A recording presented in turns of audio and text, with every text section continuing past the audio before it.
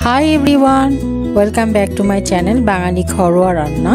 আমি সিলেটের অতি পরিচিত শাতকরা ফল যেটা সিলেটের সবাই সবজি হিসাবেও খেয়ে থাকে সেটা আপনি কিভাবে খেতে পারেন অথবা সংরক্ষণ করতে পারেন সে সম্পর্কেই বিস্তারিত ভিডিওটি তৈরি করেছি।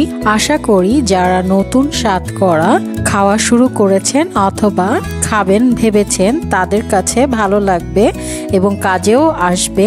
আমার ভিডিওটা ভালো লাগলে আমার চ্যানেলটিকে সাবস্ক্রাইব করবেন এবং ফ্রেন্ডস এন্ড ফ্যামিলির সাথে অবশ্যই শেয়ার করবেন। তাহলে চলুন দেখে নেই কিভাবে শাতকরা সংরক্ষণ করতে হয়। শাতকরা লেবুর মতো একটু বড় সাইজের, পরিপক্ক না হলে অনেক তেতো হয়। শাতকরা হাতে নিলে যদি ফাঁপা ও ওজনটা হালকা হয় তাহলে বুঝতে হবে সেই শাতকরাটা ভালো মানের। শাতকরাটা কেটে নিয়েছি, দেখুন এখানটা কিন্তু অনেকটা লেবুর মতো। আমরা সাইডের এই গ্রিন অংশটা এটাকে ফেলে দিব, এটা অনেক তেতো হয় আর লেবুর অংশটা অনেক বেশি টক হয়। আপনারা যদি নতুন খেয়ে থাকেন তাহলে আমি বলবো যে লেবুর অংশটা কেটে বাদ দিয়ে দিবেন আর সবুজ অংশটাও আমি ছিলে বাদ দিয়ে দিব যেহেতু ওটা তেতো হয়। আর আপনারা যদি সবুজ অংশটা রাখতে চান তাহলে আপনারা ওটাকে আগুনের উপরে হালকা ঝলসে নিতে পারেন, সেক্ষেত্রে তেতো ভাবটা কমে যাবে।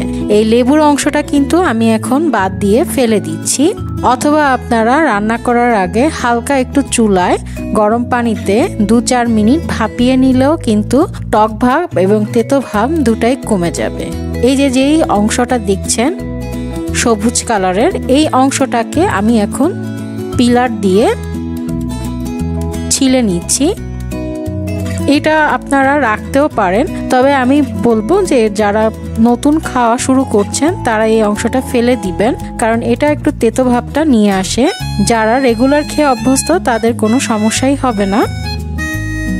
এই সাদা অংশটাই আমরা এখন সংরক্ষণ করব।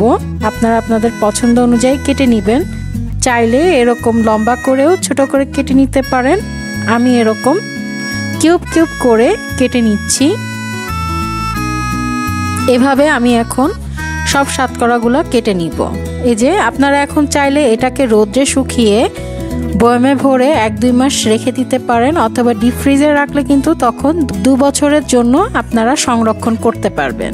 শুকনা শাতকরাটা রান্না করার আগে 10-12 মিনিট গরম পানিতে ভিজিয়ে রাখলে নর্মালের মতো হয়ে যাবে, তারপরে রান্নার ক্ষেত্রে ব্যবহার করতে পারবেন। আমি এখন এটাকে এরকম একটা জিপলক ব্যাগে ভরে নিব। আপনারা এই পর্যায়ে এটাকে পানিতে ভাপিয়ে তারপরেও রাখতে পারেন।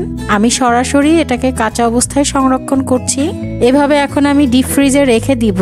1 বছর পর্যন্ত ডিপ ফ্রিজে রেখে এই শাতকরা রান্নার ক্ষেত্রে ইউজ করতে পারবেন। শুধু রান্না করার আগে ডিপ ফ্রিজ থেকে বের করে নর্মাল টেম্পারেচারে নিয়ে এসে রান্নায় ব্যবহার করলেই হবে।